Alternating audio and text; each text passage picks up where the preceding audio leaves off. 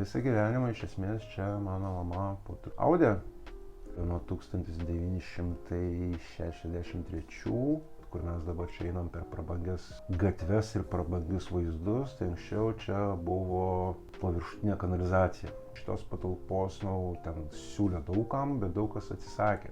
Nes čia buvo smarvė, visi nenorėjo net žvalgytis į šitą vietą. Kadangi anksčiau dar plus dirbo dailės akademijoje, tai buvo šalimais būti irgi kaip ir logiška. Šitos staklytės, pužakardės, tai yra mano mamos etapas, man jos yra labai svarbios.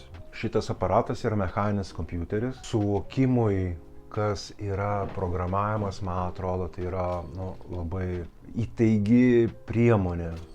Ir mano mamai buvo svarbu pabandyti ne tik juostas austi ir sugalvoti principus, kaip išplėsti raportą.